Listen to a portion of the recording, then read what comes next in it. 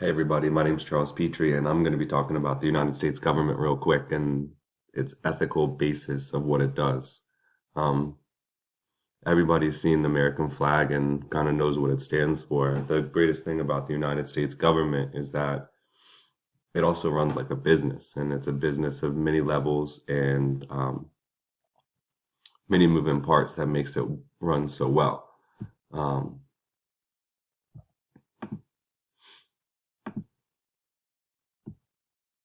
so as your levels, you'll have locally your cities, townships, counties. Then it goes up in the states and federals. Um, this is cool because it doesn't give somebody ultimate power, and it makes people work together in a checks and balance system, which is an idea that we always wanted to have. And the interesting thing is that we do have one United States government, but then there's 50 states under that, and then eight 89,000 local governments, which almost brings you to 9,000 governments in total that work under one roof. Kind of like exactly the way a corporation will run, and how you have a corporate office or the United States government, and then you have smaller branches under that all run differently in a group and a whole.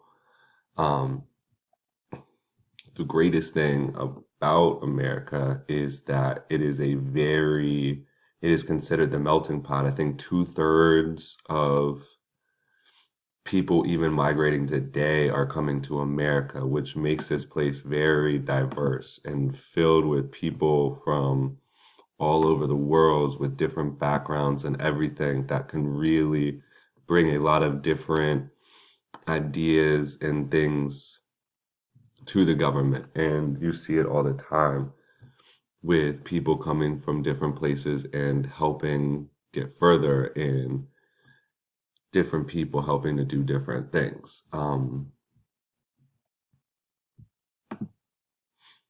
The big thing that I'm going to talk about, and the big ethical issue in my paper, is cell phones. And cell phones is a new thing that have come about, and people carry them everywhere. And people don't really realize the amount of data that they are giving off these things until oftentimes it's too late. Like, I read a story years ago where these kids were going around and they had robbed Salvation Army um, changes places, and they were actually caught and sentenced to prison because one of the guys had their cell phone on them. And so when they were trying to figure it out, they used cell phone data and realized that there was a cell phone pinging inside the locked room when it shouldn't have been. And then when they researched the number, they found this guy who became a suspect, and then later was found guilty. So it's things like this that have enabled the government to um, stop crimes of all nature.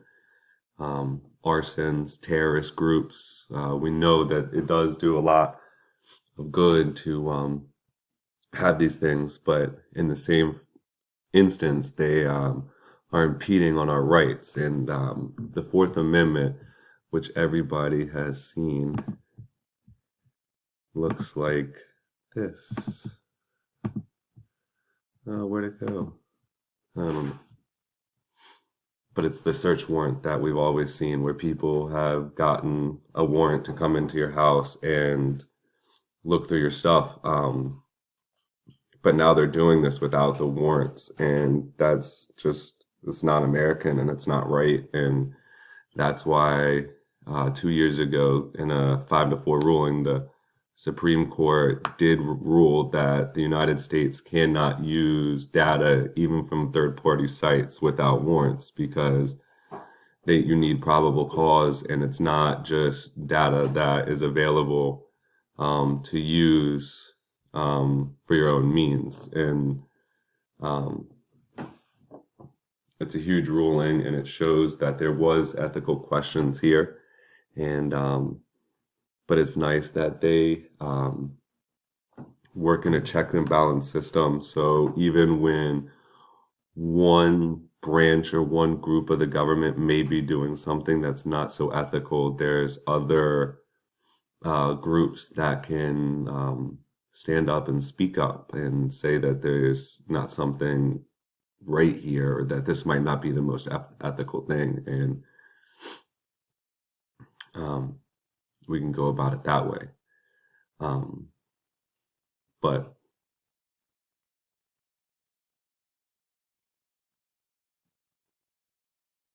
yeah, that's it. You have a good one. Thanks for listening. Goodbye.